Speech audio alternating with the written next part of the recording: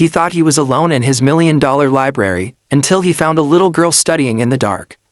What he discovered next changed his heart, and shocked the entire city. Before we begin, make sure you subscribe to Black Inside USA for more powerful WA stories that touch the soul. The Harrington estate was the kind of place people whispered about.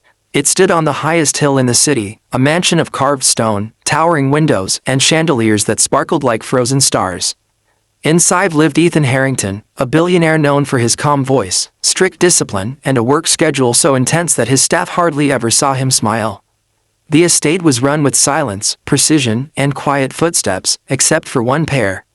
The small running steps of Leah, the maid's 8-year-old daughter. Her mother, Mara, worked long nights polishing floors, dusting ancient books, and cleaning rooms so large they echoed. She wasn't allowed to bring Leah during work hours, but life doesn't always follow rules. When daycare closed early, when babysitters canceled, when bills swallowed every hope, Mara brought her daughter with her, quietly, carefully, always praying the billionaire wouldn't find out. But Leah was different from most children. She never touched anything expensive, never caused noise, never wandered for fun. She wandered only for learning.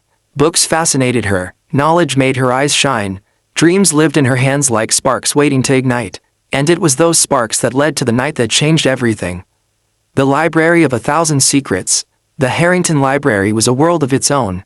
Vaulted ceilings, hand-carved railings, shelves climbing toward the heavens, rows of red velvet chairs under soft golden lamps.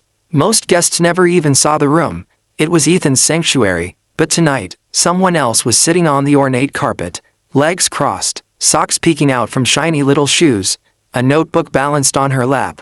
Leah. A single small lamp illuminated her face as she wrote, pressing her pencil with fierce concentration.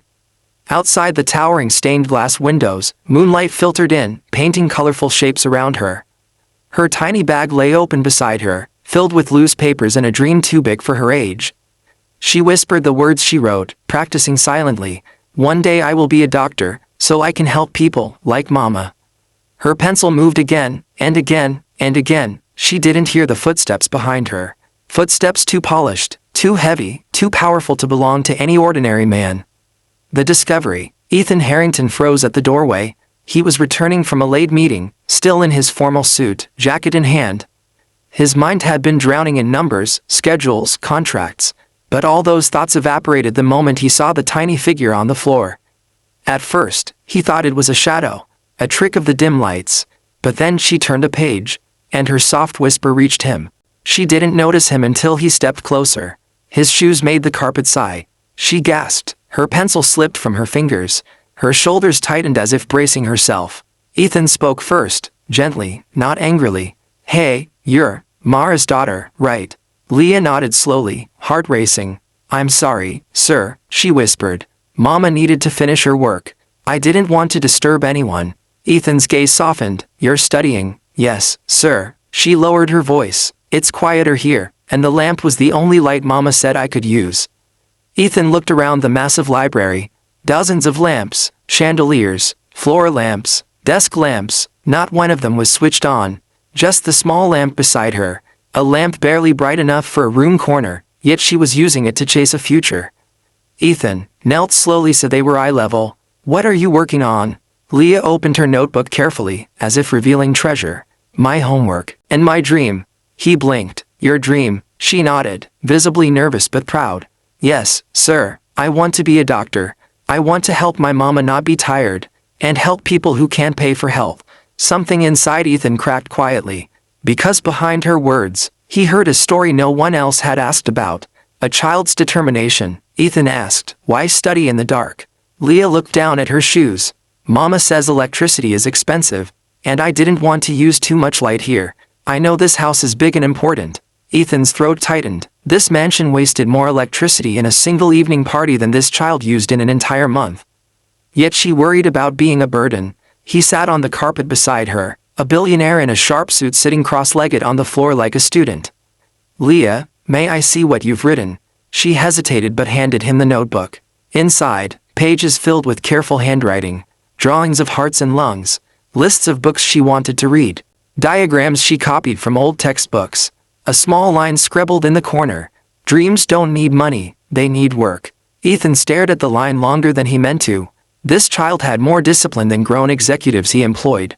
Who taught you this? He asked quietly. My mama, she said. She said we don't have much, but we have effort. And that is enough. Ethan swallowed a breath. He hadn't felt something move him this deeply in years. Mara's fear. Before Ethan could speak again, Mara rushed into the room, panic flooding her face. Leah. She froze the moment she saw Ethan.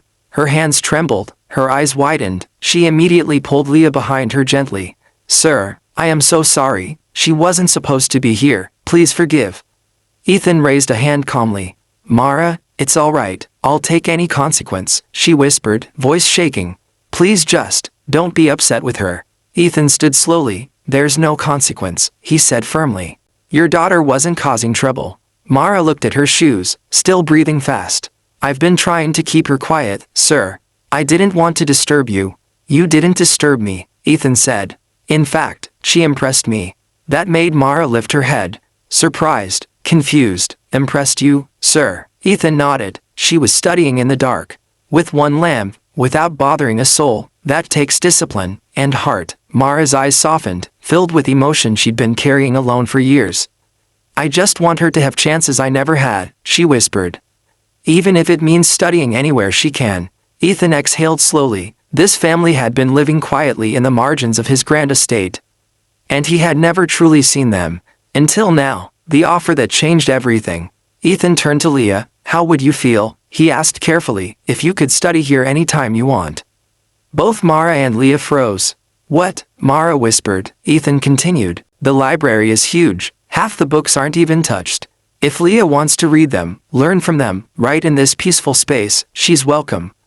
Mara shook her head in disbelief. Sir, that's too much. No, Ethan said gently. It's too little, and I should have offered it sooner. Then he looked at Leah.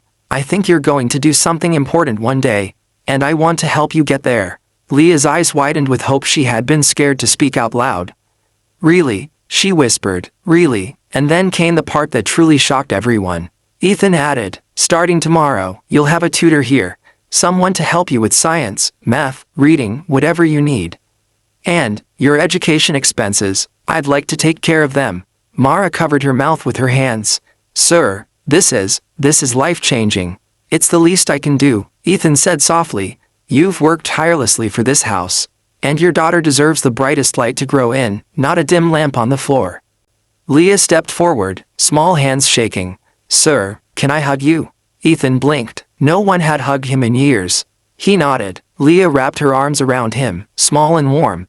And for the first time in a long time, Ethan felt something he'd forgotten. Joy. Chapter 6, A Future Blossoming. Weeks passed. Leah studied in the library every evening. The chandeliers shone brightly for her. The staff adored her. Her tutor said she was gifted beyond her age.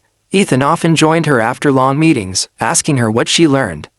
Sometimes she explained biology with hand gestures so dramatic they made him laugh.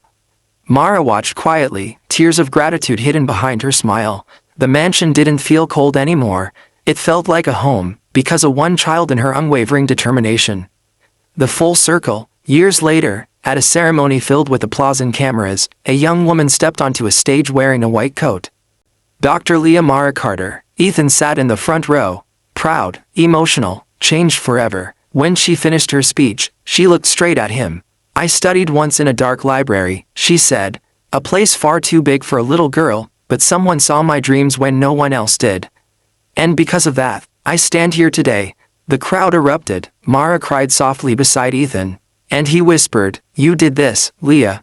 You earned every piece of your future. She smiled. Yes, but you switched on the light. Thank you for watching another powerful story on Black Inside USA.